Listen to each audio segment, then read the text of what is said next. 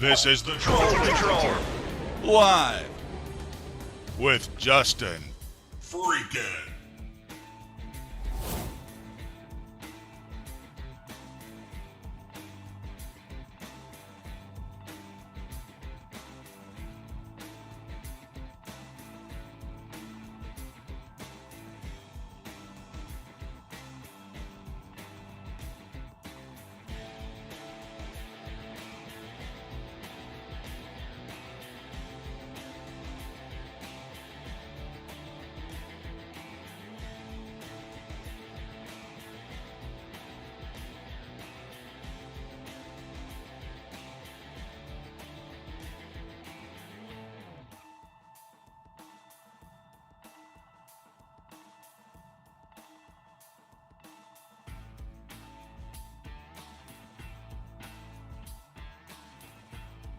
Okay, so here's the thing. We're here for a memorial for COVID-19 victims. So I actually turned my music on so that when we have the moment of silence, like the controls for the music on, so that when we have the moment of silence, I can actually turn the music off. But actually, Biden is stepping up to the podium now. I carry with me my schedule. It shows the number of Americans who have been infected by or died from COVID-19. Today we mark a truly grim, heartbreaking milestone. 500,071 dead. That's more Americans who have died in 1 year in this pandemic than in World War I, World War II, and the Vietnam War combined. This is a stunning statistic. That's more lives lost to this virus than any other nation on earth. But as we acknowledge the scale of this mass death in America, we remember each person and the life they lived. They're people we knew. They're people we feel like we knew. Read the obituaries and remembrances.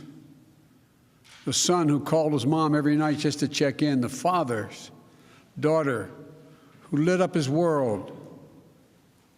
The best friend who was always there. The nurse and nurses, but the nurse who made her patients want to live. I was just in Kalamazoo, Michigan, at the Pfizer vaccine manufacturing facility. There I met a man when I walked in whose father-in-law was dying of the virus. He was sad. I asked if I could call his father-in-law. He was sad. He said his father-in-law was too sick to speak. But then he said, but could I pray for him? Could I pray for him? We all know someone, fellow Americans who live lives of struggle, purpose, and of hope. I appreciate your about their dreams. sentiment, Biden. But what that man needs is a coordinated federal response that's competent, not your fucking voodoo. We often hear people described as ordinary Americans. There's no such thing. There's nothing ordinary about them. The people we lost were extraordinary. They span generations. That's not. I know what you're saying, but that's not what the meaning of the word extraordinary is. But just like that, so many of them. Everybody can't be extraordinary, Biden. America. As a nation, we can't accept such a cruel. My goodwill for him has ran out. While we've been fighting this pandemic for so long, we have to resist becoming numb to the sorrow. We have to resist viewing each life as a statistic or a blur or on the news. We must do so. Very good point, Dave. But equally important, care for the living, those who left behind. For the loved ones left behind, I know all too well. I know what it's like to not be there when it happens. I know what it's like when you are there, holding their hands. I'm going to get stoned here in just a Look in second. your eye and they slip away. That black hole in your chest, you feel like you're being sucked into it. The survivor's remorse, the anger. Be sure to give producer Dave a Questions follow. of faith in your soul. Ecoplex Media. We can all get stoned together. Some of you, it's been a year, a month, a week. I think I ducked out before that. And I know that when you stare at that empty chair around the kitchen table, it brings it all back no matter how long ago it happened. As Winch it hadn't just hopped on happened with that you yet. moment, you look at that empty chair. The birthdays, the anniversaries, the holidays without them. And the everyday things, the small things, the tiny things. I will definitely go back and check that out. that you miss the most. Truth Cat That scent when you Radio. open the closet. That park you go by that you used to stroll in. That movie theater where you met. The morning coffee you shared together. So this one is in honor of Bend in the his smile. 500,000 people Perfect who have pitch to her died laugh. of COVID-19. I received a letter. 500,000. His father died of COVID-19. Yeah, 500,000. 500,017. She and her children, his grandchildren, and her Lent this season. Lawyer season Cat of is reflection cool. and renewal. Creationist Cat is Heavy super hearts. cool. Unable to Yes, properly please mourn, send me she a asked link. me in the letter, what was our loss among so many others? Absolutely. That's what has been so cruel. So many of the rituals that help us cope, that help us honor those we loved, haven't been available to us. The final rites with family gathered around, the proper homegoing, showered with stories and love. And I hate that Six Flags announced today that they're going to open all of their Tribal leaders parks passing out the in final the spring. traditions of sacred cultures on sacred lands. As a nation, we I wasn't can't paying attention. and we must not let this go on. Hopefully the federal government does Why something the about day before my proper inauguration. homegrown.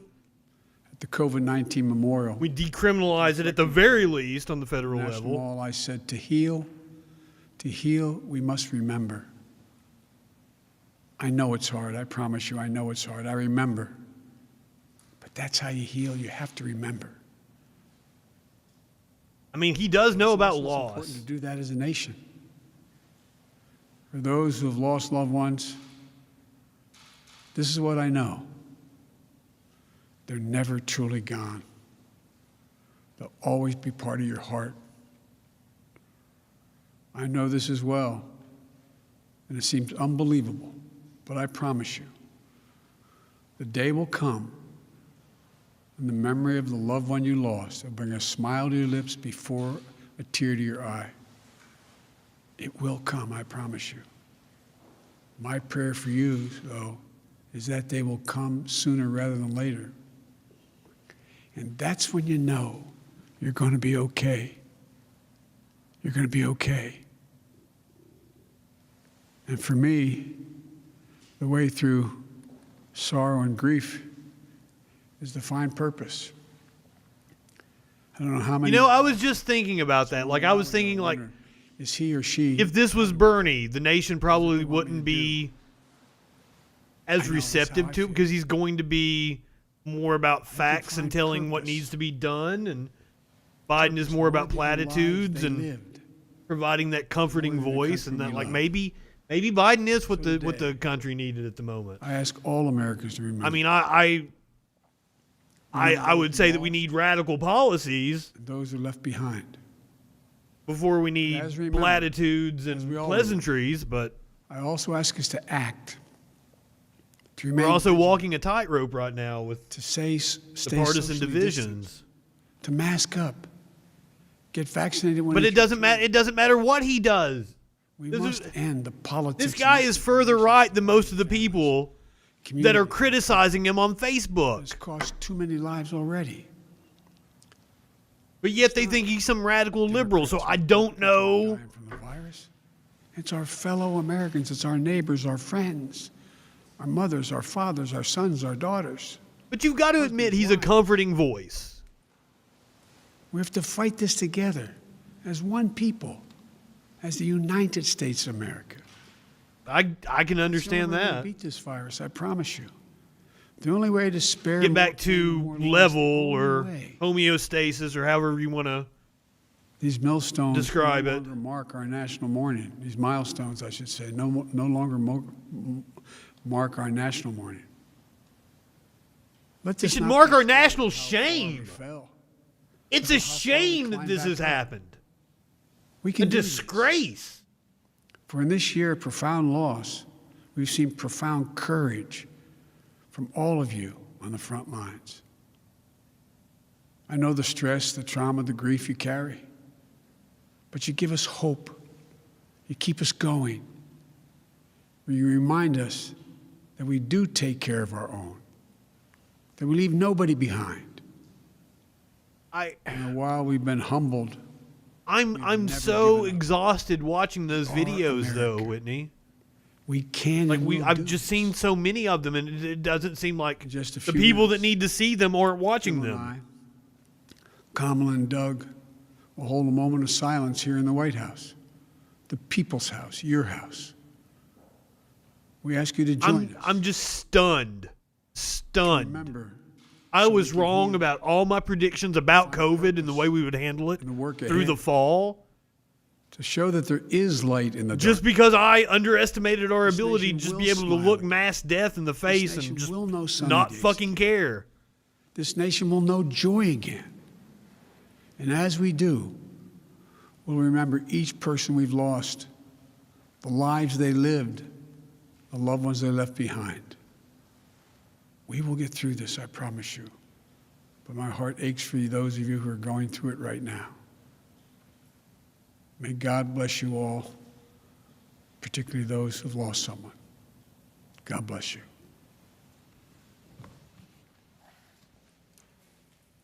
President Biden speaking at the White House, consoling the nation, honoring those we've lost, now over 500 Celebrity anti-maskers, in yes. America to the COVID virus. The president also rallying Americans to essentially stay the course, continue the mask wearing, the social distancing, and once again noting that Now this isn't what I thought this would be. I thought this was going to be like out at the mall and they were going to be lighting candles. He will reappear at the South Portico of the White House, where, as he just said, he and the First Lady and Vice President Harris and her husband will lead a moment of silence. And you can see in this live Oh, yeah, picture okay, right here. now, the candles have been lit in honor of the 500,000 we have lost. Let me go to Jeff Bennett right now. I assume it's not 500,000 candles. Jeff, it's not lost in anyone. We haven't seen these milestones marked in quite the same way, certainly not from the White House. This is certainly a departure from President Biden's predecessor, Lester. President Biden is confronting this. That's the enormous understatement loss of the year. directly and publicly. He has made an intentional effort to honor and recognize those lost to the pandemic, starting with his remarks, that revelation that he keeps in his suit pocket a card with a running tally of the number of American lives lost to this pandemic.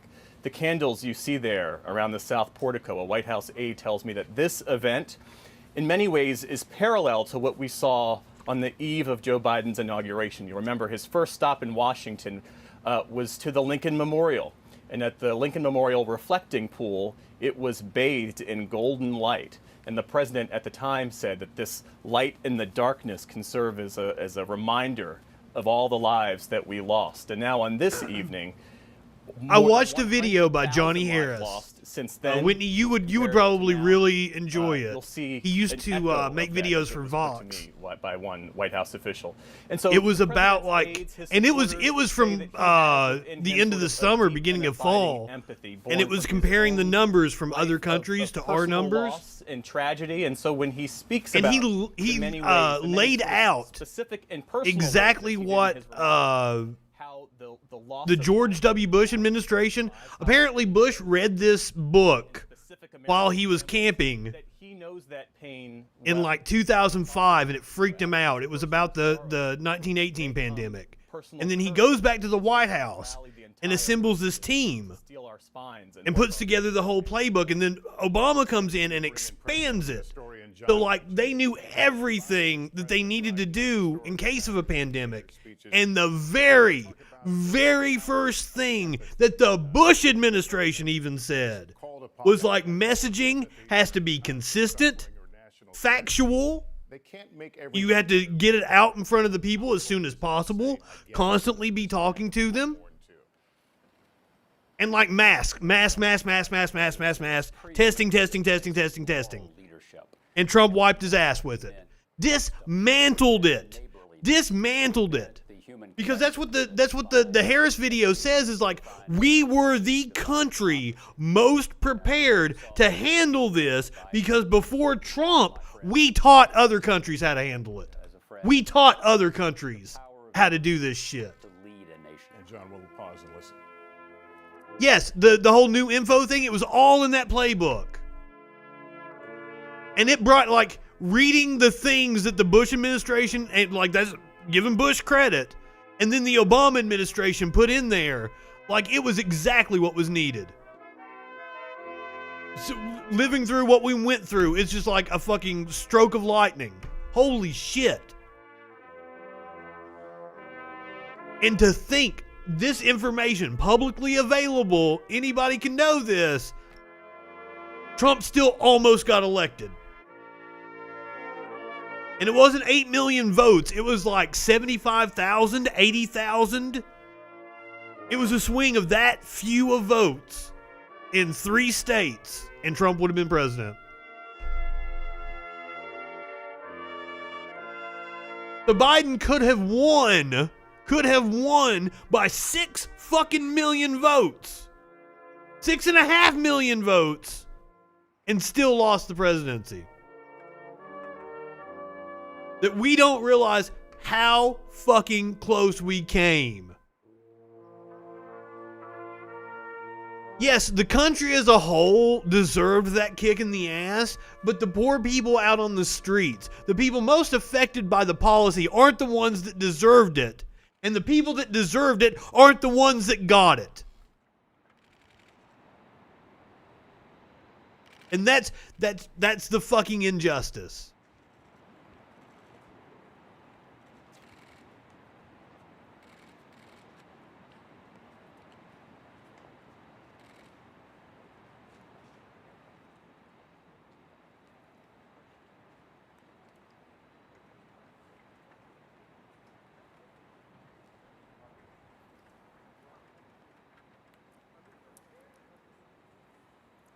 .500 candles there in the South. So that was the moment of silence, I guess. Like, I didn't want to speak. Lady Vice President Harris. It looked like again honoring the 500,000 that we. I forget his name. Kamala Harris's husband. Thought about the power of empathy. Looked like he almost kissed that Marine.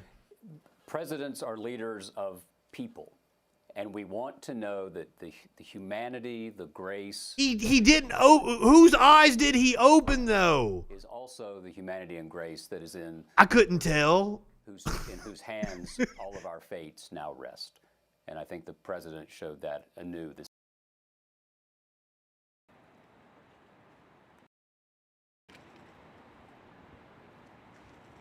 Yeah, you can't tell because his face is covered. Look, he's gonna lean in like he's gonna give him a kiss. Oh. Doug, yes, thank you.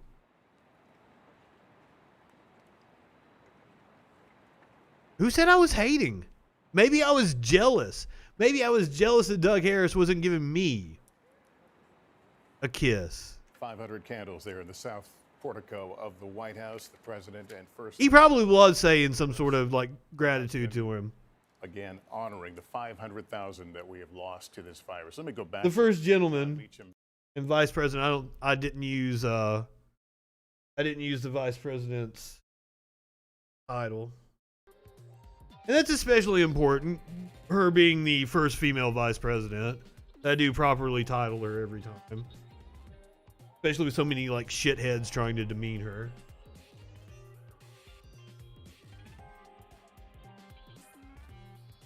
All right. So do stick around to the end of the show. I've got a very pervy Rudy Giuliani story that we're going to have to cover. He commented on a golfer's underwear. She has responded back. Donald Trump has come out of hiding and announced his plans. Plus, we got some crazy fucking video. The video, just got released from Florida, because of course it was Florida. Guy took this girl to a hotel. Police were able to rescue her in the nick of time. We've got the actual body camera video. Plus, the Merrick Garland confirmation was earlier today. Confirmation hearings. Ludi Rudy.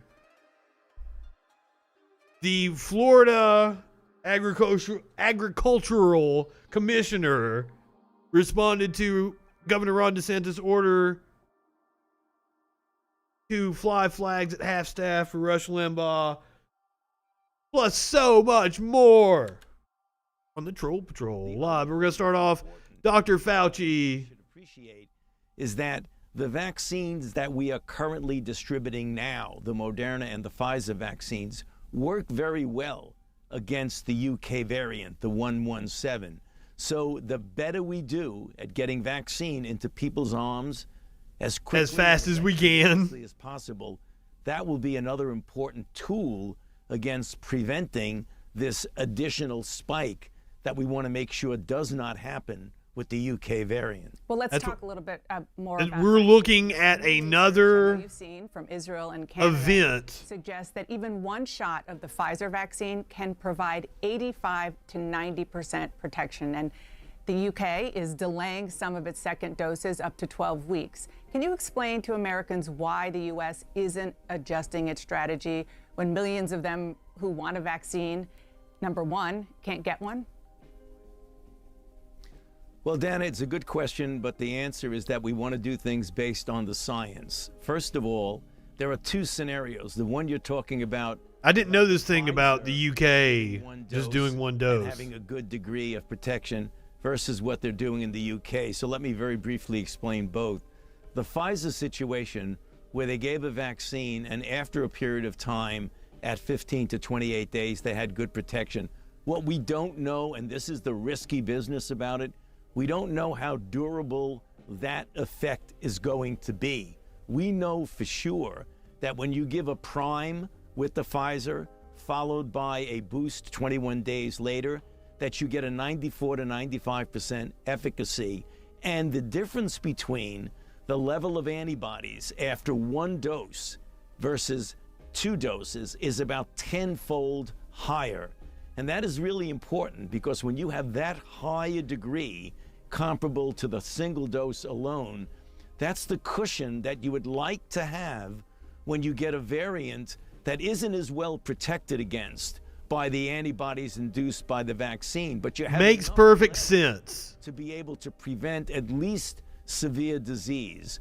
So the science points directly towards continuing with what we know about from the clinical trial. Now, we always keep an open mind to continue to look at data and make decisions based on the evidence and the data. Very quickly, the situation with the UK, a bit different, because they're talking about an entirely different vaccine platform. They're talking about a vaccine that was developed using a chimp adenovector as opposed to the mRNA. So they really are not comparable when you talk about... Oh, so this isn't the Moderna and the Pfizer vaccine that they're doing that on. When you're talking about Pfizer or Moderna, which is what we're using here in the United States. That's a really important explanation, because there are a lot of people confused about it. Let's talk about schools. Dr. Fauci, the administration says that schools should open in person as long as they are following the 5 steps from the CDC, like social distancing and wearing masks you talk so much about. Given the science, are schools being too cautious, do you think? And are there schools closed right now that should be open? Shouldn't you always err on the side of caution? You know, I mean, obviously, if it's a very difficult situation to get an absolute definitive answer. What the CDC has tried to do is look at the risks that you have and try, if you follow the CDC guidelines, to get the children back in school, at least with hybrid, and maybe even when you actually have an increased spacing with them, that you can get it in what's called a decreased capacity. If you do the 4 or 5 things that the CDC recommends, the bottom line goal that I think people need to remember is that, and I've said this way before the CDC guidelines came out, that the default position is to do whatever you can, as best as you can, to get the children back to school with safety concerns for the children and for the teachers and the educational personnel. And that's what we're trying to do. That's what the president is talking about getting those K-12 schools open within the why is everything focused on like, oh, let's do it safely and keep cases that, like, can we please try to contain the spread? Should they push the boundaries more than they are? Because there's a lot of frustration out there that the CDC guidelines are, as you explained, they're pretty clear, but the schools are dragging their feet. Well, yeah, I mean, obviously, the situation on the ground, with the teachers are going to make their decisions and the schools are going to make their decisions. The CDC gives guidelines. If you follow the guidelines, exactly, I think it will the opposite, get the children back to school in the safest way. Consequences of not doing so are far worse. Is that we'll be doing more and more, or it's not just about dying, and we focus so much on the deaths and the 500,000 people. Clearly should be people living with long-term health effects after recovering.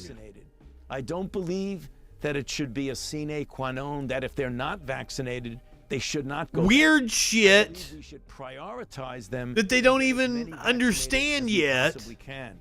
The other thing that is going to relate very we're going to talk about that heat. Said just a moment ago. We're going to play the video. If you haven't seen it, I think it was from California. An entire school board has now resigned, which means very quickly, as we get into the next week or so, Dana, you're going to see more areas getting into... You know, I don't have a kid. I don't understand. I think a lot of parents are just inconvenienced and they're taking their frustrations out. I think kids probably, on the whole, probably do better behind a screen. It's what they're used to. It's what they do all the time. 5 million doses per day. Everybody agrees that the pace needs to be picked up. Is the federal government... But there are indeed consequences.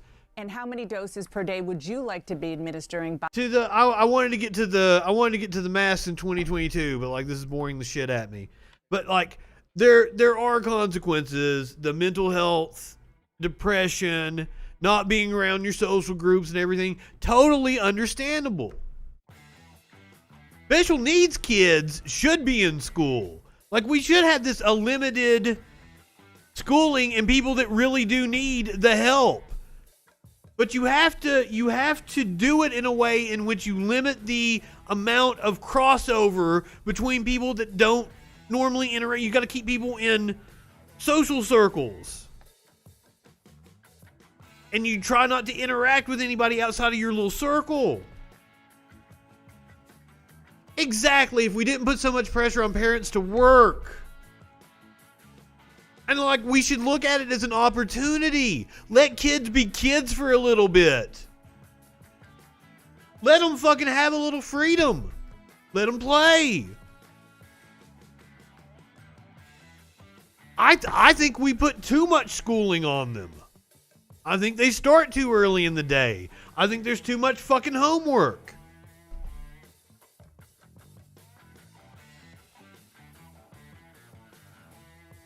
I've seen data to back me up on that.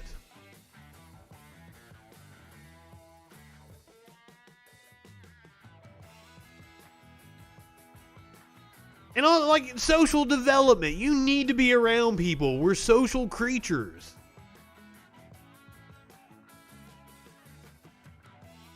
But like we've got some real shit going on. And now coronavirus is not our only worry. As it would seem, Russia has detected its first case of H5N8 bird flu in humans.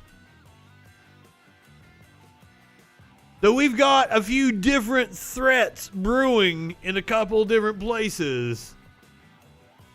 Officials said 7 workers at a poultry plant in the south of the country had been infected following an outbreak there in December. All 7 people are now feeling well, said the head of Russia's consumer health watchdog. That's good. It's also Russia. She said that adequate measures had been quickly taken to stop the spread of the infection. There was no sign of transmission between humans. Did it not say human? The first case of H1 bird flu in humans. There was no sign of transmission between humans. Okay, maybe between other humans. It is. It is. We're fucking the planet up. Of course, it's having this response. And the other worry and the thing that scares the shit out of me is they're talking about, like, because we're warming the globe up and shit's unfreezing that hasn't been unfroze in thousands of fucking years, that there's unknown diseases and anthrax in the fucking soil. Shit that we'll just unleash on ourselves. Holy shit. So we need to be a little more cautious going forward with this interconnected world. And it's pretty fucking simple. All we have to do is quit looking at everything as a fucking commodity.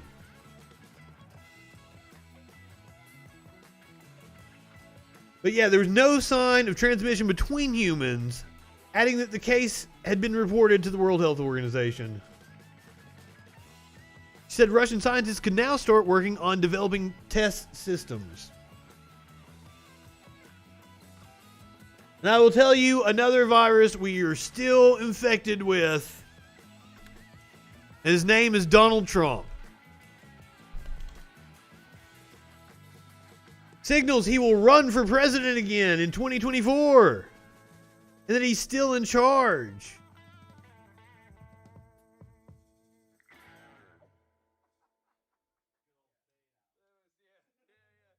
Have a good life. We will see you soon. Oh, that's all. Okay, this is what he's going to say during CPAC coming up. He was invited to be a speaker and he accepted. Donald Trump is set to hail himself as the presumptive 2024 nominee and says he's in charge of the Republican Party. And this is what he's going to say when he addresses his supporters next weekend in his first appearance since leaving office. The 74-year-old businessman turned politician will dub himself as the presumptive 2024 nominee for Republicans. This is according to Trump allies. Trump's speech will be a show of force, according to a longtime Trump advisor.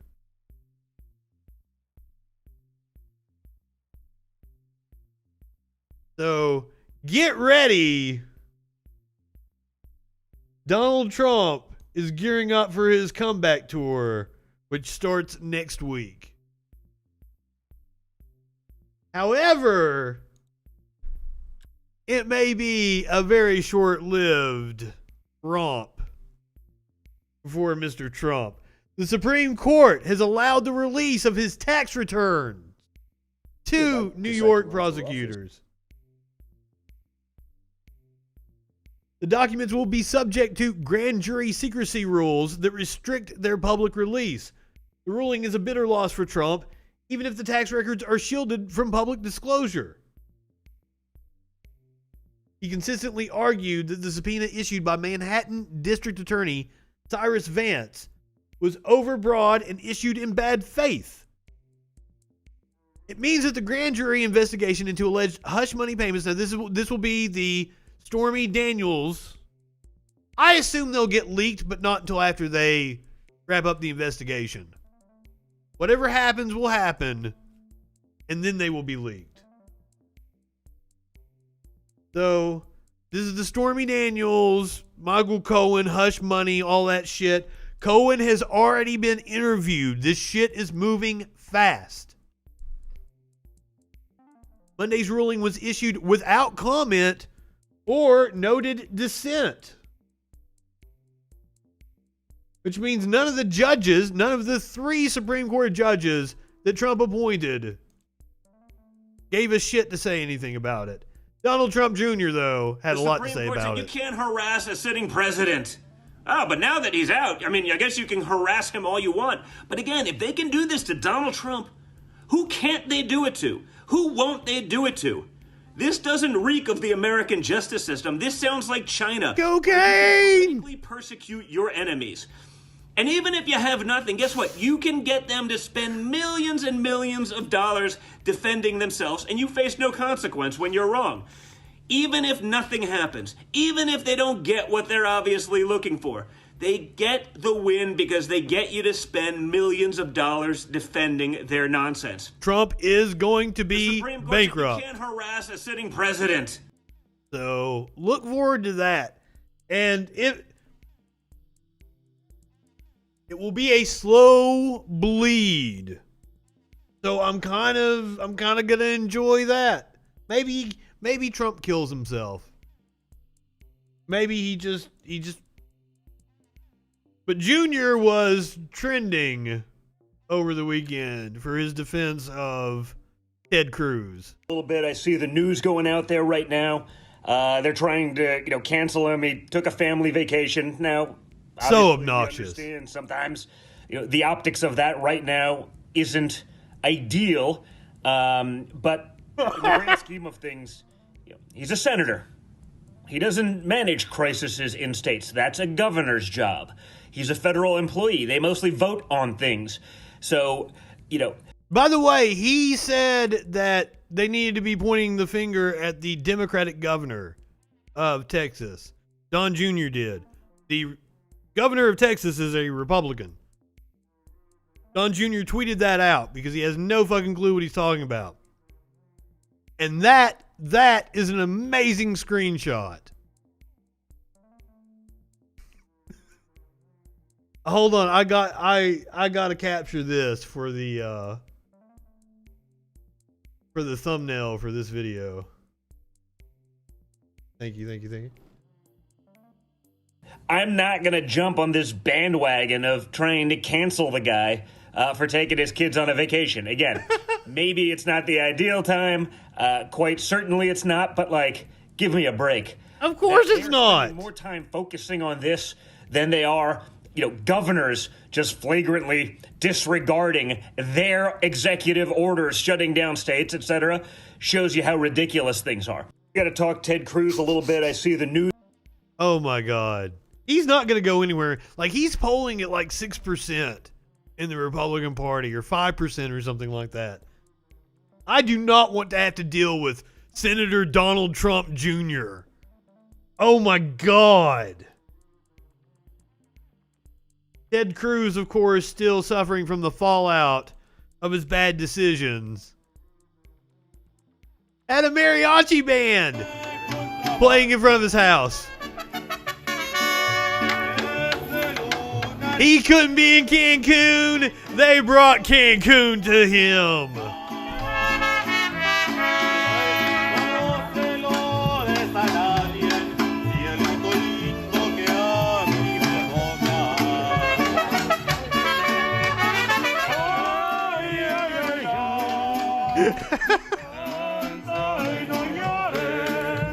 Now, I did follow up on the whole dog incident.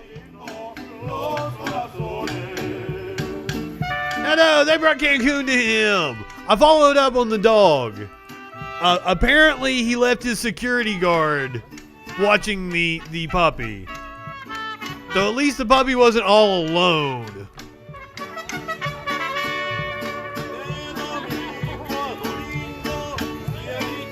Now this is how you protest. But that's not the only update we have about Senator Ted Cruz and his Cancun escapades. Parents at the elite private school. Oh, they're going to make me turn off my ad blocker. Parents at the elite private school of Ted Cruz's children are furious about the family's Cancun trip. 3 weeks before Cruz, his wife Heidi, and 2 daughters, Carolyn and Catherine, embarked on their sunny vacation, the elite Houston school called St. John's reportedly sent an email to parents warning about international travel. According to Politico, the email sent out on January 30th said that all students whose families decided to travel must quarantine for 7 to 10 days upon their return, as per the CDC. According to the school's official website, St. John's will remain closed with no online classes until February 29th due to the storm. The email was in reaction to a previous controversy that gripped the school after some of its students had attended holiday parties during their winter break, leading to multiple COVID-positive infections. Entitled people are the ones that are giving everybody else COVID. It spread with business travelers and people on goddamn cruise ships. That's how it initially came to all the different parts of the world.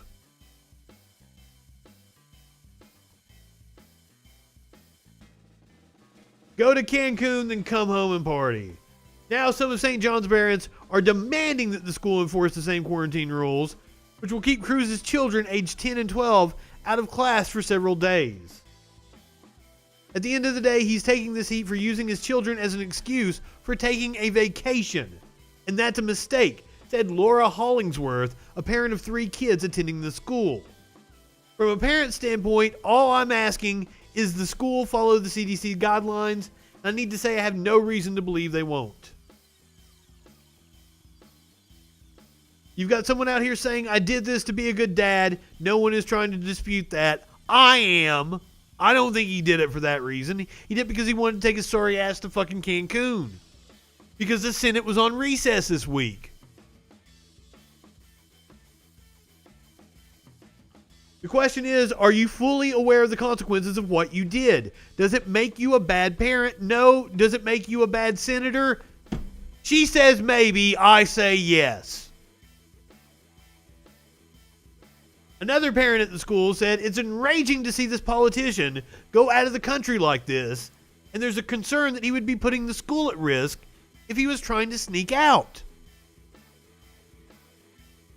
There are just a huge number of people who are very angry at Ted Cruz, like most people in the United States. I was angry at Ted Cruz long before he flew to Cancun.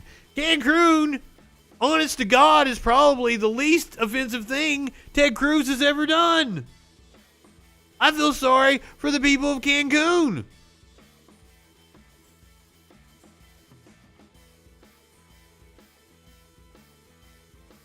But I mean, shit.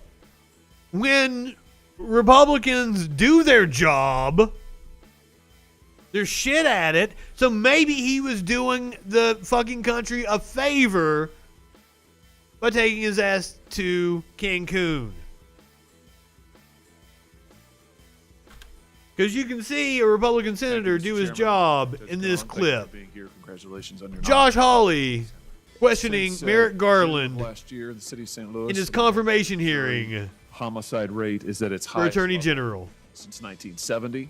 11 police officers have been shot, including former police officer David Dorn, who was murdered in cold blood during rioting in the city this past summer. In Chicago, homicides are up 50%, in New York 40%, in LA 30%.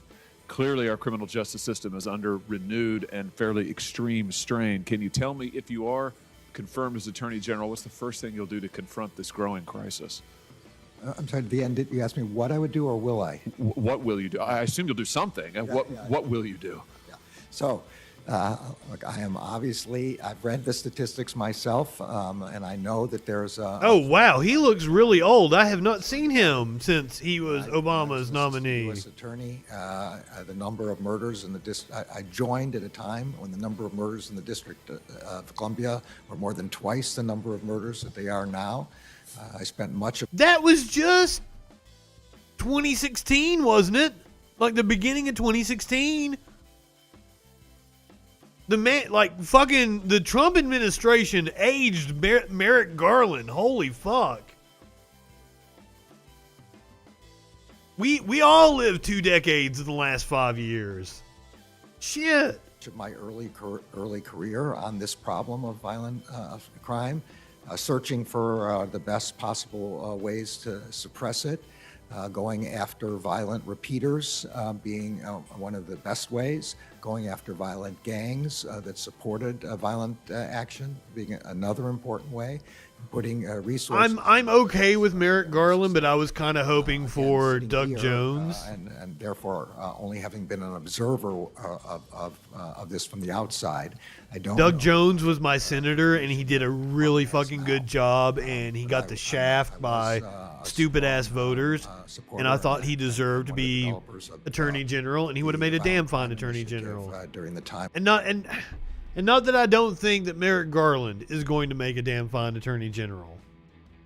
Doug Jones, there was a Birmingham church bombing, really famous in history. Doug Jones was the prosecutor that prosecuted the white supremacists that did that in Alabama. That took some fucking balls. So like just.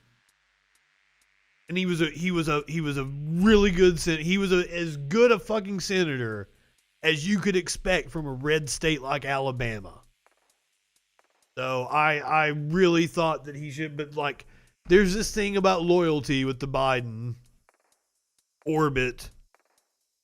And this is like you got to reward Merrick Garland because he didn't get to sit on the Supreme Court. But I'm sure he'll be a fine Attorney General. When I was in the Justice Department, and it may well be time for another one. I know that the administration of Attorney General Barr looked at this very closely as well. So I'd have to look at what's going on in the department right now and what more needs to be done. But I share your concern. The end of the show. Thank you for that. It is literally one of the last stories. Crime wave. There has been increasing calls by some. Ma'am, we've got to do the real news at the top. I am from terrestrial broadcasting. It's in my blood. Have you not noticed that my show starts with like the big stories and goes down and then you get to the infotainment shit at the end. So like we get Pervy Rudy towards the end. And then we finish off with a superb video. Yes. I fucking Fauci, bird flu, Trump running for president. That's like the top stories. I try to be substance on this show, ma'am. We're getting there. We're at the midpoint. Merrick Garland with Josh Hawley. Activists, including members of the United States Congress, to defund the police. I have to tell you, I think this sends exactly the wrong message to law enforcement who feel very much overburdened. Merrick Garland has signaled that he will return to folks who are suffering from this violent crime wave, especially working a class. reformist stance with police. Tell me what your position is on defunding the police. Do you support this movement? Will you support it as Attorney General? Oh, of course he doesn't. As you no doubt know, President Biden has said he does not support defunding the police, and neither do I. We saw how difficult the lives of police officers were in the body cam videos we saw when they were defending. And plus, you want to see the police rescue the girl in the motel. President Biden believes in giving resources to police Oh departments. yeah, the gun fucking store shooting. That's an insane story. We got so much shit to talk about. I believe he does as well, that we do need to put resources into alternative ways of confronting some actors, particularly those who are mentally ill and those who are suicidal, so that police officers don't have to do a job that they're not trained for and that, from what I understand, they do not want to do. And so he is actually taking the stance of the reallocation and other professionals in the community, so that the police can do the job that they've trained for, so that confrontations, if possible, do not lead to deaths and violence. Let me ask you about assaults on federal property in places other than Washington, D.C., Portland, for instance, Seattle. Do you regard assaults on federal courthouses? We're gonna talk about Antifa and BLM now. Extremism, domestic terrorism? Well, Senator, my own definition, which is about the same as the statutory definition, is the use of violence or threats of violence in an attempt to disrupt democratic processes. So an attack on a courthouse while in operation, trying to prevent judges from actually deciding cases, that plainly is domestic extremism, domestic terrorism. Trying to stop Congress from certifying property at night or any other electoral votes circumstances is a clear crime and a serious one and should be punished. I don't know enough about the facts of the example you're talking about, but that's where I draw the line. One is both are criminal, but one. And he has signaled that he wants to go hard against the Capitol rioters. Let me ask you about something that some progressive groups have recently been saying with regard to you. The Progressive Change Campaign Committee, which is a left-wing activist group that does fundraising for Democrat Party causes, is circulating a petition addressed to you that states, and I quote now, "Trump and his criminal network of associates must be investigated." Well, thank you for the follow, Rocky. I'm fantastic. How are you, my man? This, of course, against the backdrop, Judge, of groups. I guess you don't necessarily have to be a man. I'm sorry for assuming your gender. Interns who worked at the White House trying to prevent them. Yes, this is the Garland hearing. Trying to prevent them from working. I do news of the day, though. Like, we do headlines, so we're getting a little taste of the Garland hearing, and then we're going to move on. I got so much more to talk about. I have to say, I'm very concerned. Including a really pervy Rudy Giuliani story. It happened before. It happened in the Obama-Biden administration. It culminated in the lies told to the FISA court during the last administration with the FBI, and sadly the Department. So Holly is trying to, like, gotcha Garland over here. Actively falsified, leading to an. There's usually not a lot of news inside of these hearings. My question is. Yeah. That was what I wanted to focus on. Campaign already being mounted toward you. This petition that I just quoted is addressed to you personally. If you are confirmed, will you resist? So in terms of, like, I just gave my rundown. So in terms of Garland, like, we're probably not going to do much better from a Biden administration. Like, he's non-offensive to me as a leftist, right? Of the people Biden could have chose, fucking Garland was the best. So that's the way I'm looking at a lot of Biden picks. So if you come at it with the worst case scenario of who Biden could have picked, ultimately, he hasn't been that bad. As I said earlier, he has exhausted all the goodwill that I had for him, and I've gone pretty hard on him. I hated to yell at him during the fucking moment of silence thing that we watched earlier. Yeah, Neera Tanden, that's the absolute worst pick he's had. I was referring more to what's her name for Interior Secretary Garland. Yellen has actually signaled that she would like to go big with a stimulus package. She's talking far more progressive than I ever would have thought she would. So yeah, like, Tanden is the worst of his picks by far.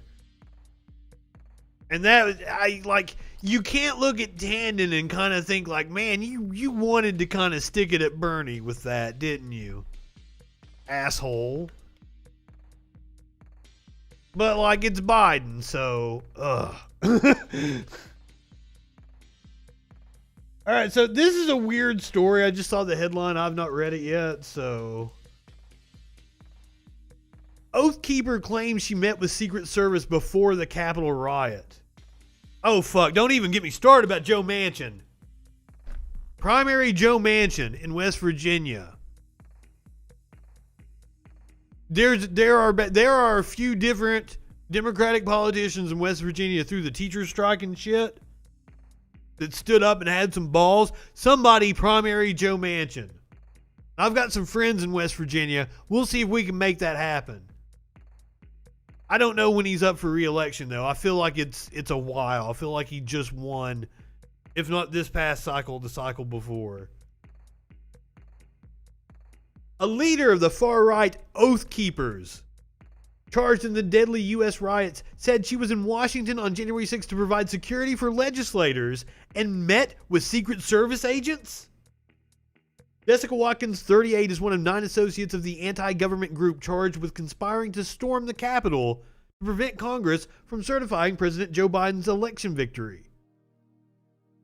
Prosecutors said Watkins entered the Capitol building illegally.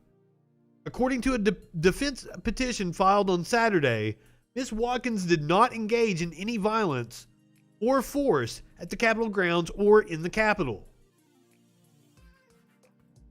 Her attorney says Ms. Watkins was present not as an insurrectionist, but to provide security to the speakers at the rally, to provide escort for the legislators, and to others to march to the Capitol as directed by then President, and to safely escort protesters away from the Capitol and to their vehicles and cars at the conclusion of the protest. She was given a VIP pass to the rally. She met with Secret Service agents. Oh, producer Dave thinks it didn't happen?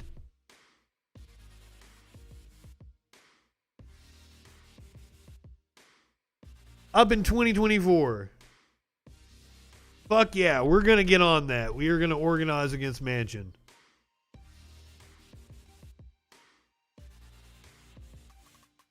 A Secret Service representative said it worked with government partners for security on January 6th, but added, any assertion that the Secret Service employed private citizens to perform those functions is false. I see, that's what I'm saying. I think it sounds plausible. Because you saw the Oath Keepers with Roger Stone. I don't. What if there's a really Trumpy Secret Service agent? I could totally see it happening. All right, so My Pillow guy, Mike Lindell, has been sued by Dominion voting machines. Out there, I've made so many sacrifices, including money. So hold on. There we go. Mike Lindell has been sued for, I think it was like $1.3 billion. You stormed the Senate. Hey, well, you wanna Zoom? You wanna Skype? You wanna Discord? You wanna call me?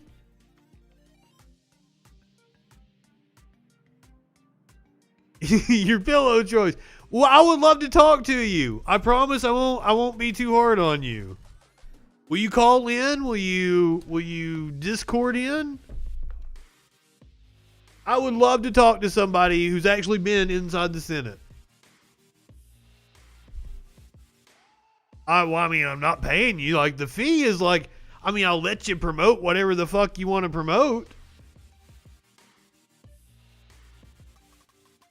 Oh, is Ghostly Dumpling been hanging out over in the Echoplex chat rooms too? Am I wasting my time with him?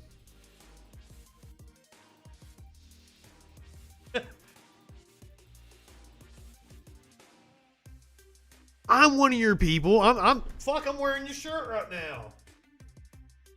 I'm one of your people.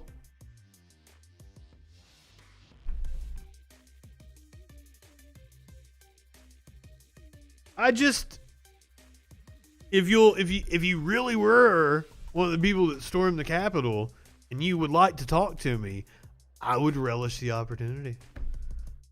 I'd totally be down with it. You wanted to argue with me. Yes, I'm super odd. That's right. I do things only somebody who is incredibly fucking odd would purposely watch videos of Mike Lindell.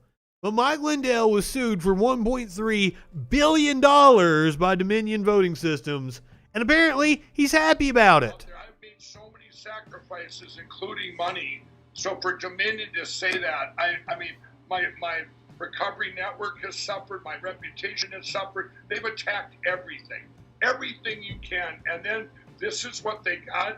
You know, it's just amazing. It's like evil is good and good is evil. I mean, it's just all part. People see through that, though, but I think that's their defense. You aren't lying, brother. So many outlets this morning, and I have a list to call when I get out here. These guys did not call me from February 5th when I dropped the evidence on February 5th. Now, I want everyone out there to know, for almost... He was a crackhead. Especially since January 9th. You don't think he hasn't relapsed? Wow, all this shit he's gone through. I've been looking for. Well, when we got that, it's been an attack every day from morning till night, leading up to February 5th.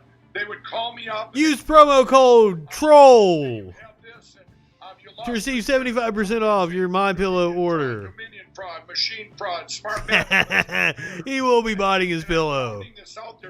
That's fucking funny.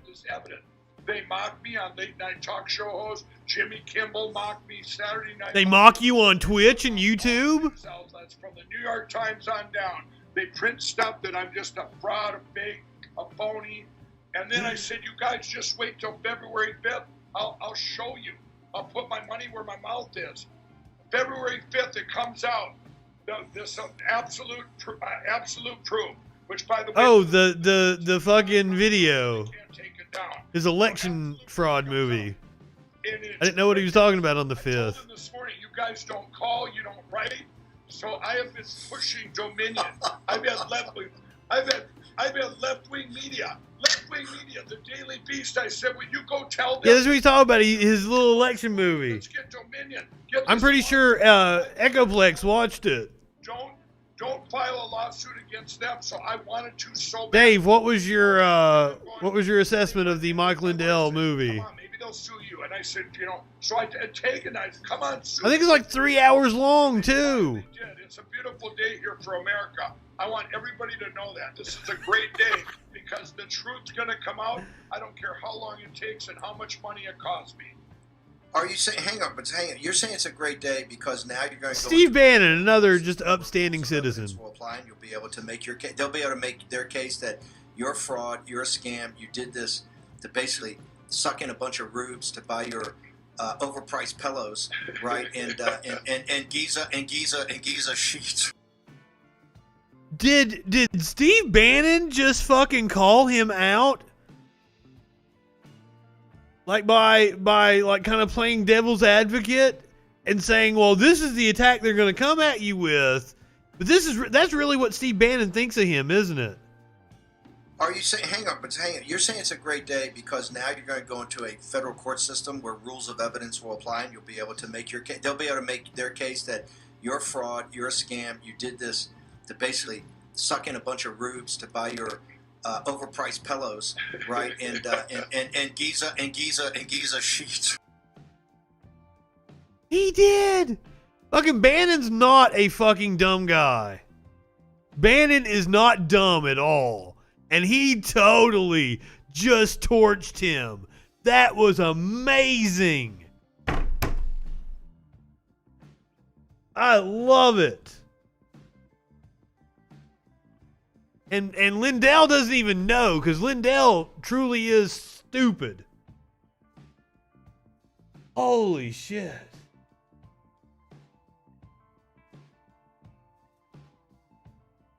So, as we talked about last week, Rush Limbaugh died.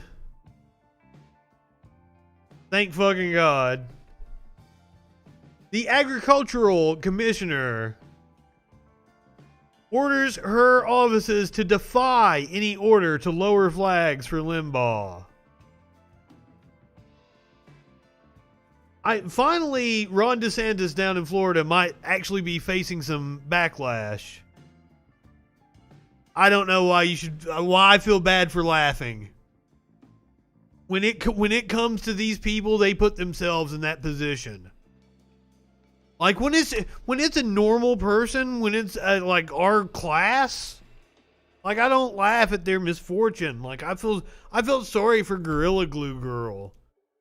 I feel bad for a lot of people that get shit on the internet. Mike Lindell? Fuck no, he asked for that shit. I'm a bully, and I want to use my bullying powers for good, and it's by bullying people like Mike Lindell, Rush Limbaugh. Oh, laughing at, no, don't ever! Rush Limbaugh laughed at people dying. Do not feel bad for laughing at Rush. He was a horrible human being. The world is a much better place today. Yeah, like, rich people, I don't give a shit. I love seeing them get their comeuppance. Even rich people I like, I'll laugh at their misfortune. Don't ever be sorry for that crackhead.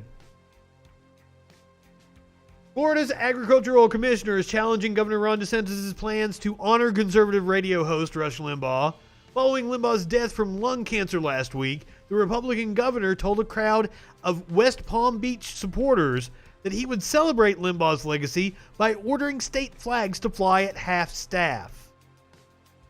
Agricultural Commissioner Nikki Fried, I'm not exactly sure. Nikki Fried? The only statewide elected Democrat, immediately blasted the idea. She responded on Monday with an order for her offices to not obey DeSantis' order, stating, lowering to half-staff the flag of the United States of America is a sacred honor that pays respect to fallen heroes and patriots. It is not a partisan political tool. Correct. Therefore, I will notify all state offices under my direction to disregard the governor's forthcoming order to lower flags for Mr. Limbaugh, because we will not celebrate hate speech, bigotry, and division. Fuck yeah, good for her for taking a stand. I do not. They are acting like Rush Limbaugh was some sort of fucking hero. They lionized him so much. This is Mike Pence just sucking Limbaugh cock. Joining us now on the phone, former Vice President Mike Pence. Vice President Pence, thank you for Laura Ingraham, another just absolute scumbag of a human being. Yourself, as Rush Limbaugh on decaf. I have contempt for the flag. I have the idea that something is sacred is just that's absurd to me. I piss on that idea. There's nothing sacred. Express Karen and my deepest condolences, but also, as you said, our profound gratitude for the life, the example, the courage, and the matchless voice of Rush Limbaugh. I don't understand what about Rush Limbaugh was courageous. And like you and like millions of Americans, I learned about it in the car, and I was genuinely saddened, and our hearts immediately went to Catherine, his brother David.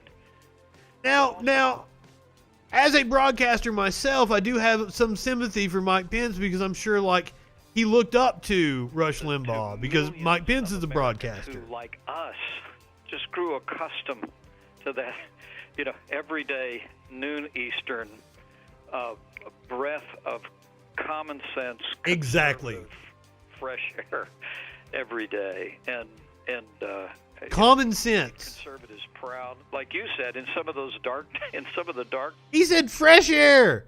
Rush Limbaugh was not known for fresh air. Rush Limbaugh was known for hot air, sir. Days of defeat. You'd turn on the radio, and Rush Limbaugh gave conservatives courage to fight on, and we will miss his voice. But when I hear your voice, allow me to tell you what he means when he says that that Rush Limbaugh gave them courage.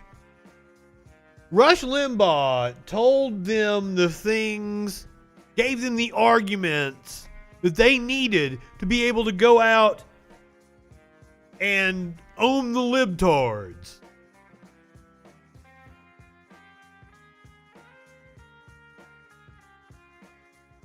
I will not deny that Rush Limbaugh was an interesting individual. I will watch a documentary about Rush Limbaugh. Interesting is not the reason why Rush Limbaugh is a piece of shit. There's a lot of interesting people, and they are not good people. All right, this is a wild story. Man, 27, who shot dead New Orleans gun store clerk, who was 47, when he was asked to unload his weapon before being killed by customers in gunfight that left woman dead. That's a fucking clunky headline. Joshua Jamal Williams, 27, reportedly walked into Jefferson Gun Outlet carrying a pistol with an extended magazine unholstered on Saturday. When staff approached him to ask him to unload his weapon, Williams fired off a warning shot and then fatally shot 47-year-old store clerk Noah Fishbach. Several armed patrons inside then began exchanging gunfire with Williams. Williams was shot dead in the parking lot as he attempted to flee the scene. Veronica Billiot, 59, was also fatally shot in the doorway of the store. 2 others were injured in the hail of gunfire, one of whom was Williams' brother. A picture of Joshua Jamal Williams.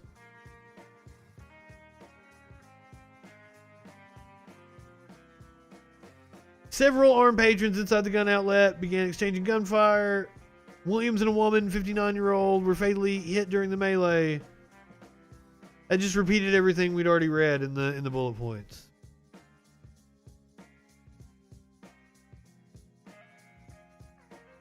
I saw one motherfucker in the comment section say, like, oh, this is because of the Democrats' proposed legislation. I'm like, wait a minute. If a proposed piece of legislation makes somebody go and shoot up a gun store, first of all, I'm not exactly sure I believe the official story. Cops lie, first of all. I don't know exactly what happened. The family says there's no way that he would go in and just start shooting people. It seems odd. Apparently, him and his brother were there at the shooting range. And they were there to go to the shooting range. So, this is Veronica. This is the outside of the store. A relative of Williams questioned the police's account of what happened in the moments before the shooting. The relative, who wished to remain anonymous, said they doubted Williams, who had, according to them, gone to the gun store for target practice, while spending time with his brother, would show up looking for a gunfight. It does seem odd. They said the Jefferson Gun Outlet is a well-known hangout for off-duty law enforcement and ex-military personnel. That would be a death sentence to do that. Exactly. That was my first thought when I heard this story. It was like, he had to be some sort of suicide by cop style scenario, because you don't think that you're going to go into a gun store and shoot somebody and walk out alive, right?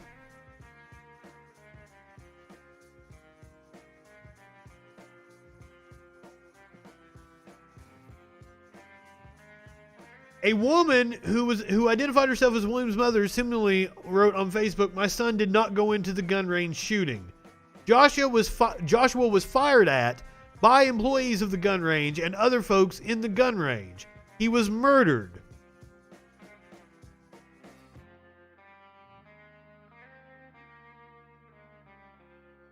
More pictures from the scene.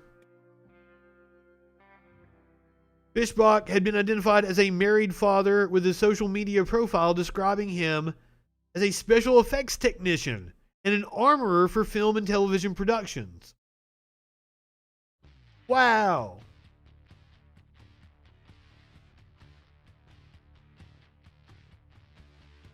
Witnesses told Fox 8 they felt thankful to walk away from the shooting alive, describing the incident inside the store as being like a war. The whole ground was moving. It felt like they were going to shoot through the wall. You could smell the gun smoke. That's how crazy it was. We felt like we were in a war. Joseph said she was in an upstairs classroom for a concealed carry class when the shooting started. I'm too stoned or not stoned enough for this. Probably not stoned enough. Now, speaking of guns, some good news involving guns. Headline says, NRA is out of ammo as it faces a legal mess of its own making, many experts say.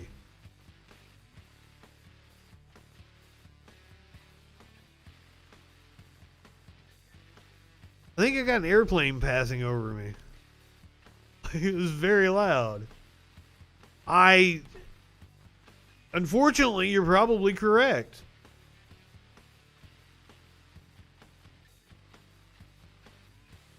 We're a sick society. We've got a lot of issues, and when you throw fucking guns on top of it,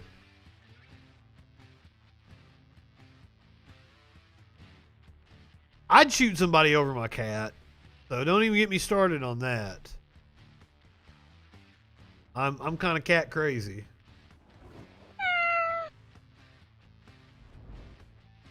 I usually play that when he hops up on my lap, but oh shit, I hit the wrong one. But right-wingers are indeed morons, just in case you weren't aware. You can get the Right-Wingers and Morons t-shirt from the FREAKIN shop. I highly recommend it. Piss off your friends. I got a flag of it.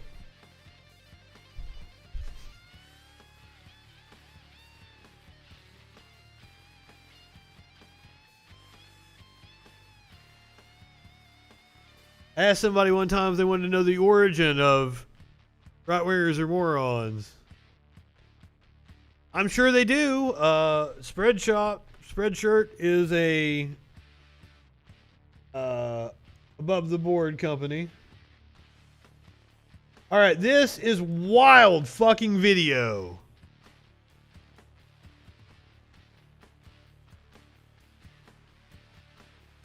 It is insane. And I've reached my article limit. Hold on.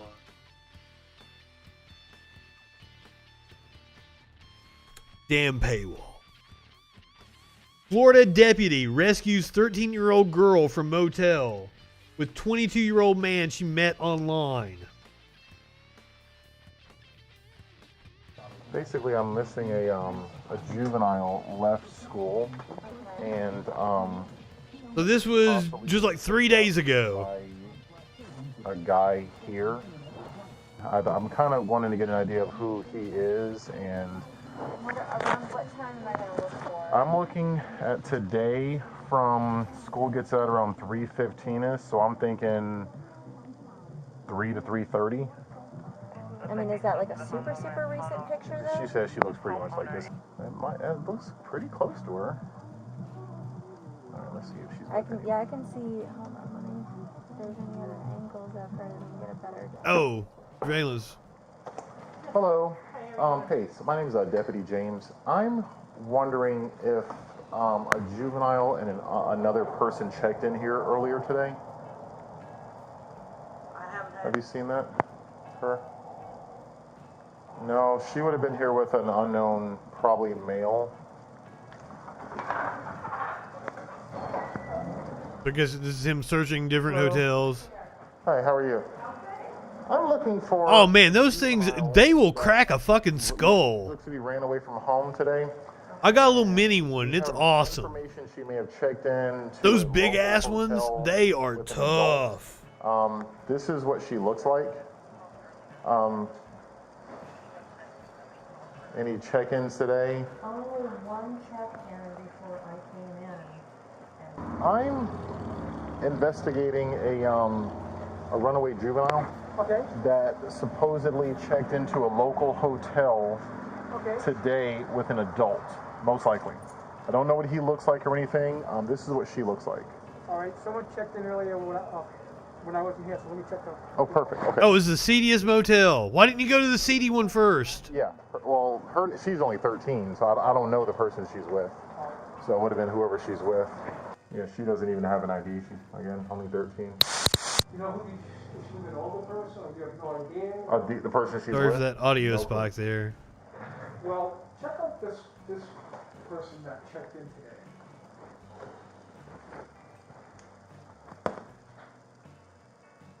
Ooh, where's this guy?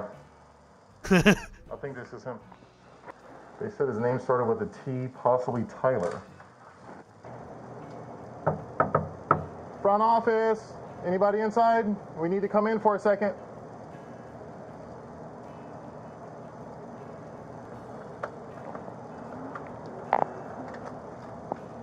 Lying ass cop. Back up. Have a seat on the couch. Where's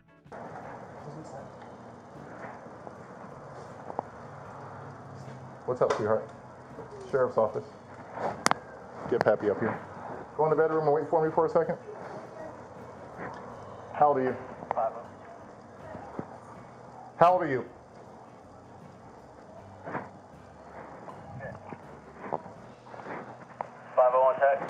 Boy, he knows he's fucked. Are you okay? Do you need any attention? Are you hurt at all? You're not hurt at all? Your stomach hurts? Okay, we're gonna be right with you, okay? 335. Yeah, you f***ed up.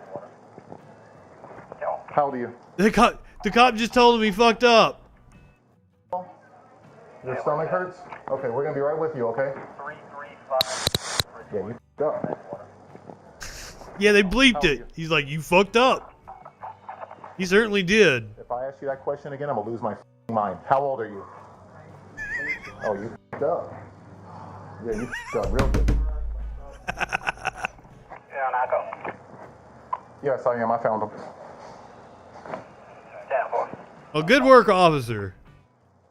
Too old. I'm happy to play a cop video that I'm not fucking cussing the cops out. Copy. Honestly, and he should want to bash him. Okay. I'd want to bash him.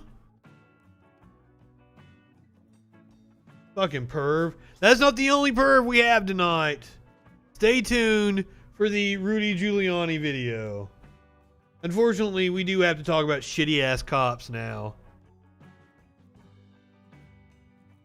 The Elijah McClain story is one of the most infuriating stories I've heard in recent memory. Ad block.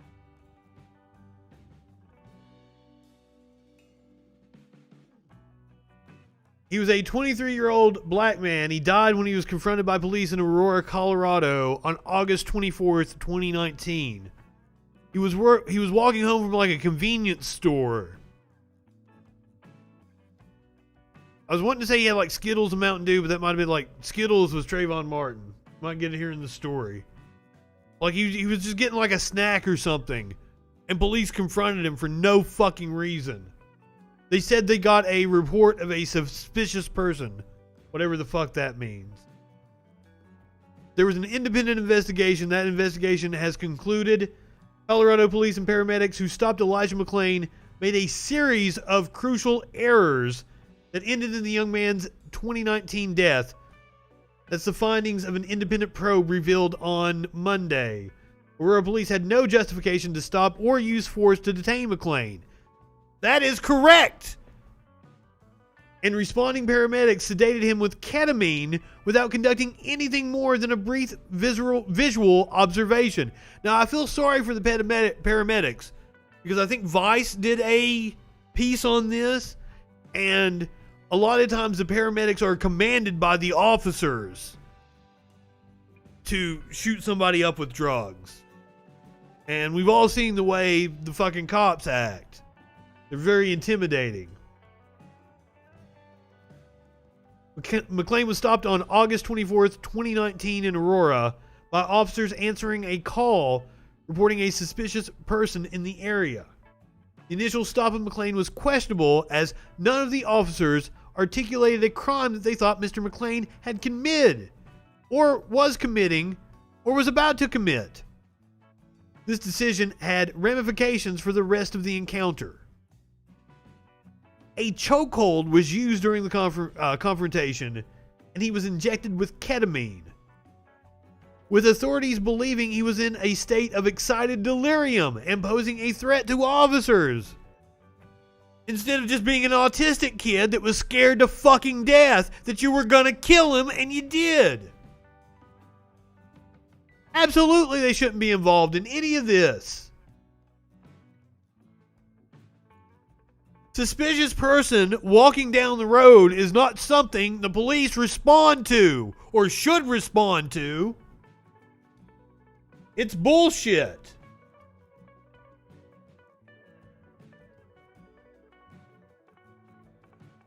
And here we have an incident eerily similar. This kid. We're just trying to talk to you. I got an anger problem. Please get off me. Stop resisting. Just let me go. Was arrested for jaywalking because he wasn't walking on the sidewalk because it was snowy. Let me go. Hey, man. Whoop. You trying to get home? Are you trying to get home? You sure? A call about a black male stumbling. Hey, look, we just want to make sure you're all right. We just want to make sure you're all right. Come here. Sir, you need to talk to us, okay? Sir. He's in Texas. He might not have a fucking coat. All right. Sir. Don't touch me. Yeah. There is no reason for them to stop him. All right. I'm on the way home. I'm straight. Okay. Where am I going? Okay, but you're walking in the middle of the road. All right. I understand that. My bad. I'm not in the middle of Yeah, it's snowy. I'm assuming maybe there were tracks in the middle of the road and he was walking in the tracks. We just trying to figure out where you're going. home. I just said that. That would make perfect sense to me that you would walk in the tracks. Do you want us to just give you a ride? Exactly. I do this every night, literally. I'm straight. Okay. You ain't cold or nothing? No. With that cheap shirt on? I'm good. What's your name, man? Huh? You don't know? Why are you still following him? Can you just stop and talk to us for a minute? Bro. Do you mind? Do you mind just talking to us for a minute? Just talk to us for a He minute. probably wants to get home. He's in a t-shirt. He's fucking cold. Okay. I'm just trying to get your attention, okay? We're just trying to make sure you're Ma'am, okay. don't touch We're trying to me. make sure you're okay. We're trying to make sure you're okay. Sir? No, what? We're trying. No, what? We're doing an investigation. I don't care. I'm going home. You are officially detained. No. Yes, yes you are. Bro, stop. Once again, they have no reason to confront him. Bro, I got an anger problem. Please get off me. No. Stop. I'm sorry, I didn't mean to touch. Yeah, you didn't stop. Put your hands behind your back now. You are not free to go. Wow. The next thing you do is going to be get a charge right now. For what? Because you're pushing on an officer. I'm not pushing. How am I pushing on you? You're actually resisting, dude. It's resisting arrest or detention.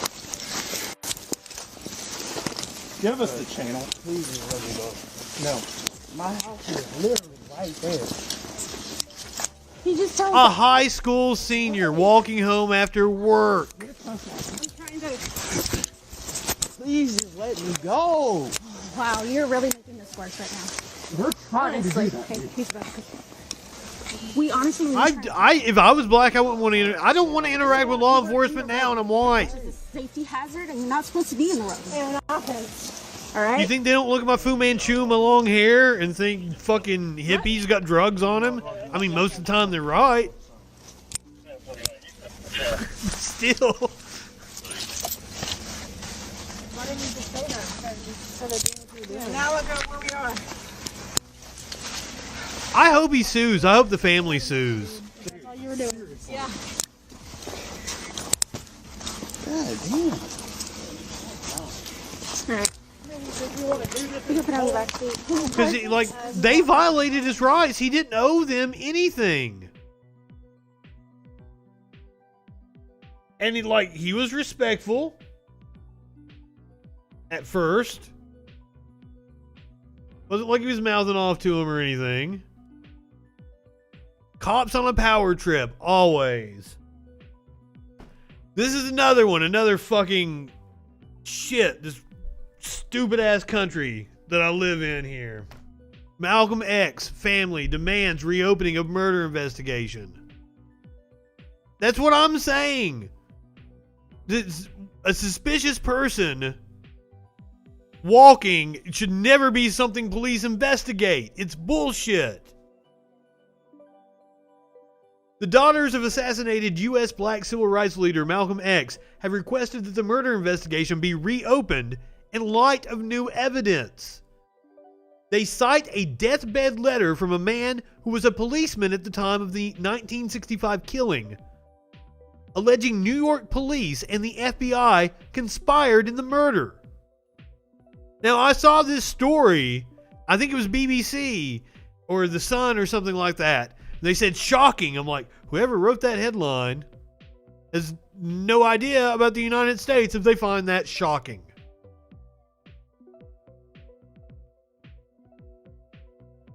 Exactly. Oh, we're on an investigation. We got to investigate this call.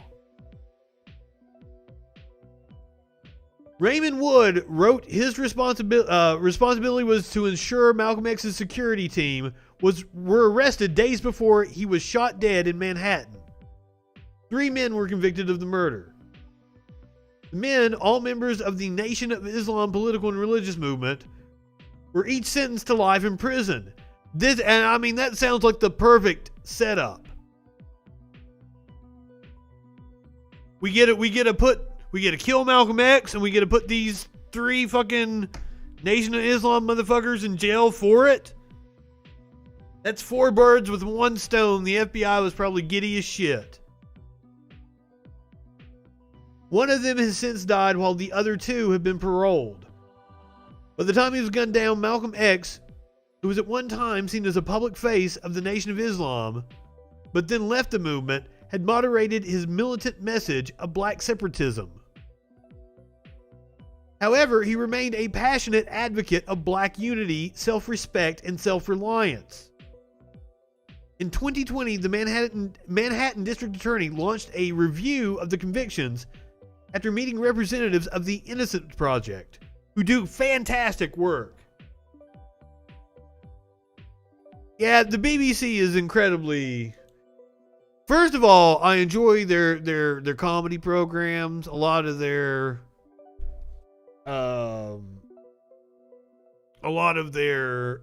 programming is top notch. Their news, you have to always consider when they're reporting on shit that doesn't involve them, they seem to be pretty goddamn good. Right-wingers are fucking morons.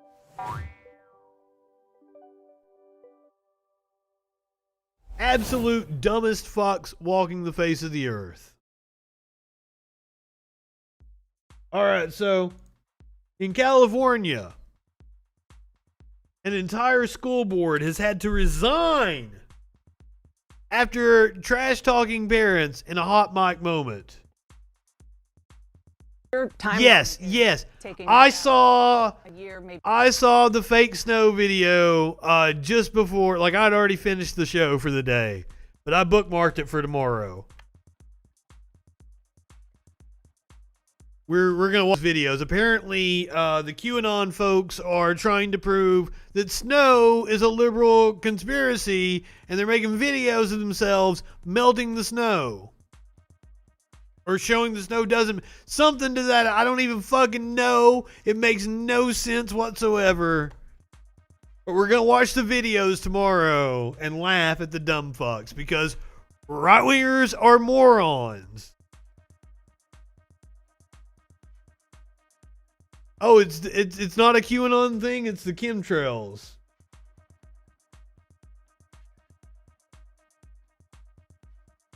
Oh, that's right. I had to find the video somewhere else. Okay. So, all the members of a San Francisco Bay Area school board resigned days after they were heard making disparaging comments about the parents at a virtual board meeting they didn't realize was being broadcast to the public. the 4 members of the Oakley Union Elementary School District Board had stepped down by Friday amid growing outrage that began with the board's Wednesday meeting. Before the meeting officially began and unaware the public could see and hear them, they used profanity and made jokes about the parents. Well, that's what we want to hear, right? That's the fun part. It probably is cue people. Like there's some like over the Venn diagram, right? I believe what I'm going to share will answer a lot of that. And then, Yeah. So 9 is going to go before 7. no, 9 is public comment on non-agendized items. Oh, okay. And so we have 0 public comment on non-agendized items. Oh. All the public comment is related to agendized items. Oh, I see it. So It is California. 12. 6.0 will add public Oh, I'm comment sorry, no. on agendized items. Now you should have thought this was Florida. Yeah. These will be read aloud at the meeting, up to 3 minutes per individual. The board appreciates all public input. But we don't have to. What's the Kentucky of the UK? It's already happened. Do you want me to just say I'm moving 9.0 to in place of 6.0? And just that's fine. And it's just, but it's going to be agendized items because the comments are for agendized items, not non-agendized items. We haven't heard anything bad yet. Items, do I need to say it again? Yes. Kentucky's where I'm from. Do I need to read the public comment on non-agendized items again? Yeehaw! Comments on non-agendized items? No, you just 9.0. We have no public comment on non-agendized items, so then go to 10.0. And then I have been vetted on 6.0. I'm removing 6.0, administer the oath of office, and I'm making it 6.0 public comment on agendized items. Correct. Okay. Is that still a 20-minute time limit? I better go to the bathroom. I'll be back. Or is it because it's an agendized item, there's no time limit? We generally haven't for things that are. I've yet to hear anything incriminating on this. Yeah, the other ones that we've done before, we did all of them. I think we've had more than this before. You know, I was talking to one of my buddies. He's Okay, here we go. out in Benicia, and they just recently changed how they do public comment. And anyone that wants to put in a public comment has to call into their tech department, and they record their message, and it only lets you go for 3 minutes. And it just lets you know that, hey, before you start, once you hit 3 minutes, it's going to stop, and that's it, and you're done. And then it records them, and then they just hit play, and so they actually get played during the thing, and they don't have to be read. I think we should do that. So that's what I wanted to ask, and with some direction, I'll Still nothing juicy. figure out. He said he would have his tech guy walk us through that. So I think that would be amazing. Well, Miss President isn't here, but I'm sure that she would be loved that too. Why couldn't we do that when I was president? Will our tech department be able to handle that, Greg? What I missed? no, sorry, Lisa. So this is kind of right up your alley with technology. I was talking to one of my buddies. He's the superintendent in Benicia, and we're talking about public comment. And they just recently switched, so their tech department set it up to where people that want to. I can't wait to hear what call in and have to leave a message. these fuckers quit over. And the message will cut you off at 3 minutes. So it's like, hi, my name is Greg Hetrick. I live at 2221 Delta Road, Knights in California, and I wish to. I need to yank this video and edit it down to whatever the fucking juicy part is. 3 minutes comes, it just cuts them off mid-sentence, and you're done. And it's like, and then that gets saved, and they send it in. I love that. Right? But you can see everybody joining up top. When I was president. So how are they not seeing other people joining? I'm all for it, but the question is, will our IT department be able to break away from what they're doing? Yeah, we won't make any announcement that we're switching anything until we've worked it out and made sure that we can do it and all that. So yeah, Kelly and I'll work on that. Because that means you would literally have. Come on, cuss at parents. That's what I want. During that day, and they have to just sit there and wait for people to call and record. You picking his nose? Set up like you just leave a message but it will only allow you to leave a 3-minute message from start to finish. Okay. And so it just goes. Kids, don't pick your nose on Zoom. It captures it and then goes. Oh boy. You know what? Hey, Kim, I was just thinking. Kim, I was just thinking right now, just to encourage you. Yeah. People, it's easy to hide behind a screen and put in comments now. But when you're face to face with people, it's a whole different ball game. Well, what's funny is that Was that a threat? friends with who I went to Idle Tower, and it was posted on my social media. Someone else posted it. It's like whatever. I wasn't doing anything bad. I honestly don't care about that part. But you know what? Are we alone? Yeah. Oh, here we go. Bitch, if you're gonna call me out, I'm gonna fuck you up. Sorry, that's just me. You know, they forget that there's real people on the other side of those letters that they're writing. Yes. We're real community members. We have kids or have known kids that have gone to these schools. Right. Have an vested interest in this process, and they don't know what we do behind the scenes. And it's really unfortunate that they want to pick on us because they want their babysitters back. Right. Right. Ooh. That's how I feel. I agree. I mean, that's kind of true. I totally hear that because It's true of some parents. I mean, nothing is true of everybody. yeah, my brother had a delivery service for medical marijuana. The high clientele were parents For medical marijuana.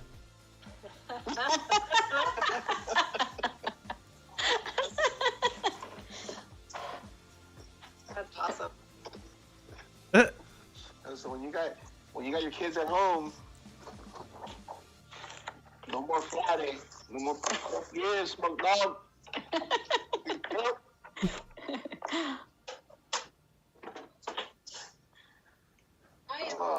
All of his football pictures down. Do people not smoke pot in front of their kids? Is that a thing? I wouldn't know. Quarterback might be traded. Not that I have kids. I don't have fucking kids. I was like, not that I smoke pot in front of them. Fuck kids. Not literally. Don't do that. Not a good idea. That will get you a visit from the cop like we saw earlier. And ready to go when we're ready to go. Okay. Uh-oh. I think people are already in on your... Just FYI, you guys have the meeting. Oh, we have the meeting open to the public right now. Ah, they realized it. That's what Lori just said. Oh, yay. Ah, they realized it. Might be traded. I'm not happy. I heard Frankie's not happy. Sucks. Right. All three of our candidates are on and ready to go when we're ready to go. Okay. Uh-oh. Uh-oh. Just FYI, you guys have the meeting. Oh, we have the meeting open to the public right now. Nuh-uh. Lori just said. Great.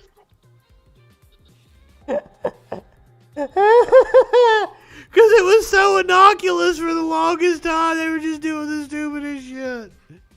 Ah! Oh, that was fantastic.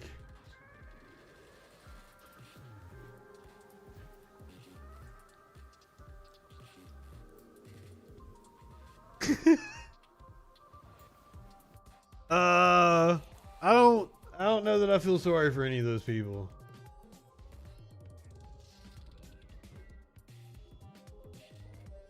All right, you guys need an update on one Mr. Rudy Giuliani, don't you? You've been wondering what he's been up to, right? Well, he had a little story to tell. Was it Steve Bannon, I believe it was? One day we're driving and he was on with Steve Bannon. I think right before this, or it might be right after this. He's like, can I tell this story? Prepare yourself. Content warning. This is incredibly fucking creepy. These paparazzi are driving us crazy. They're taking pictures and taking pictures and taking pictures. And he said, Giuliani, what did you do now? They're all following you around. You know how I hate pictures taken? I know you're famous, but damn, can't you tell them to stay away? And he's like growling. And I say, you just come up to the green with me. Come on. Now, I believe he's talking to Trump here. Or something like that.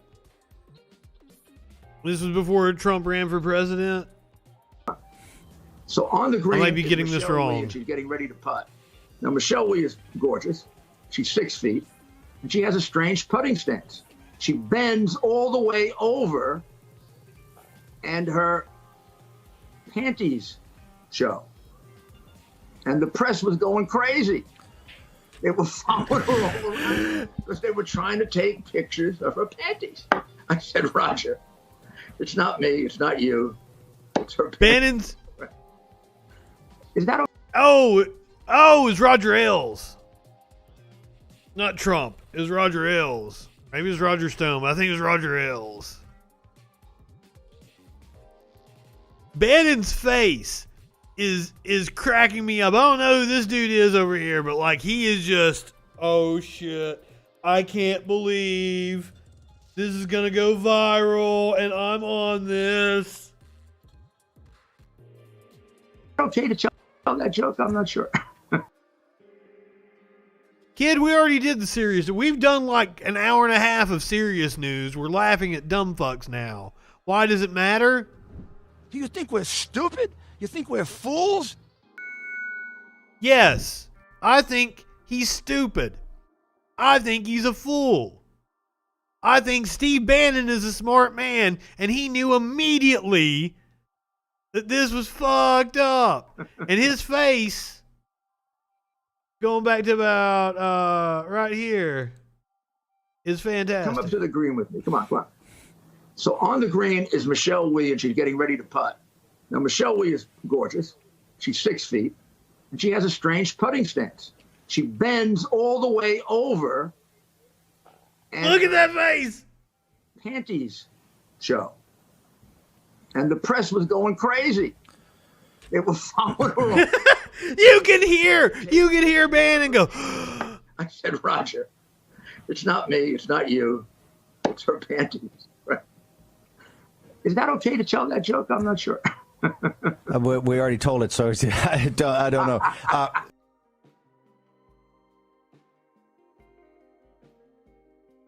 Rudy Giuliani is a creep and sees women as sexual objects. Now, is it Michelle Wee has responded?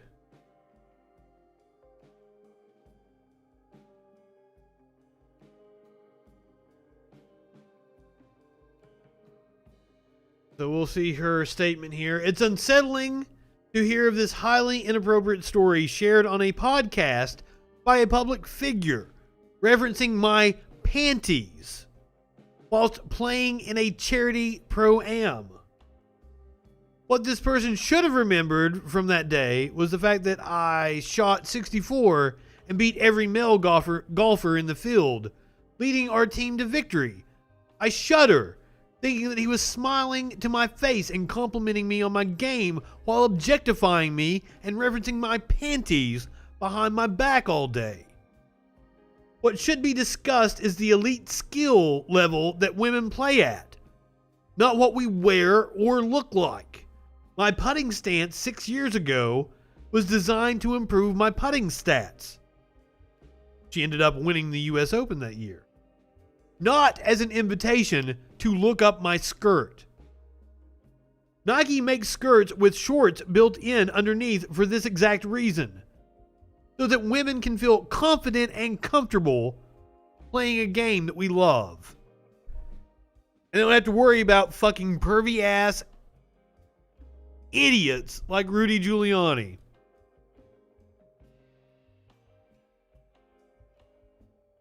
right-wingers are fucking morons.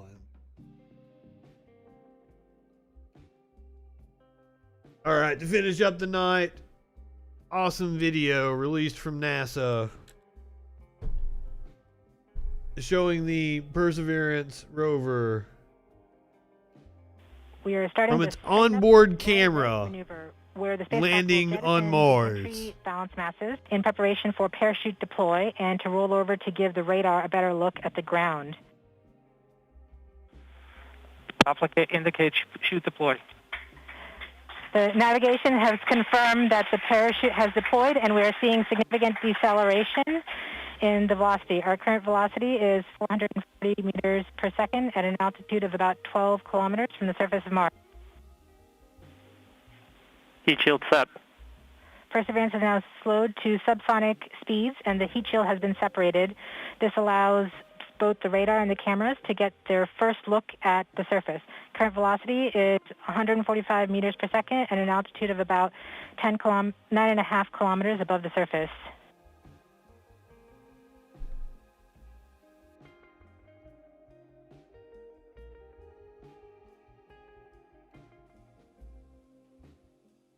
This is Perseverance's onboard camera.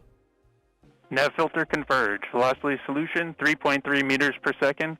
Altitude 7.4 kilometers. Now has radar lock on the ground. Current velocity is about 100 meters per second, 6.6 kilometers above the surface of Mars.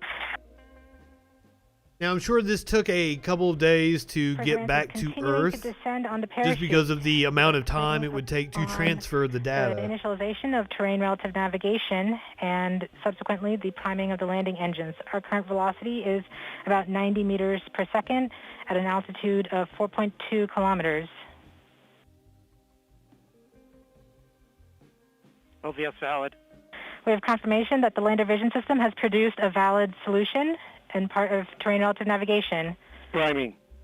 TBA is nominal. We have priming of the landing engines.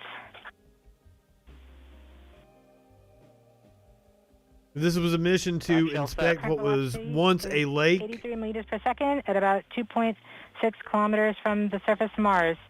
We have confirmation that the back shell has separated. We are currently performing the divert maneuver. Current velocity is about 75 meters per second at an altitude of about a kilometer off the surface of Mars. TRN safety Bravo. We have completed our terrain relative navigation. Current speed is about 30 meters per second, altitude of about 300 meters off the surface of Mars. Now this is fucking cool. Velocity accordion, which means we are conducting the sky crane, about to conduct the sky crane maneuver. Sky crane maneuver has started, about 20 meters off the surface.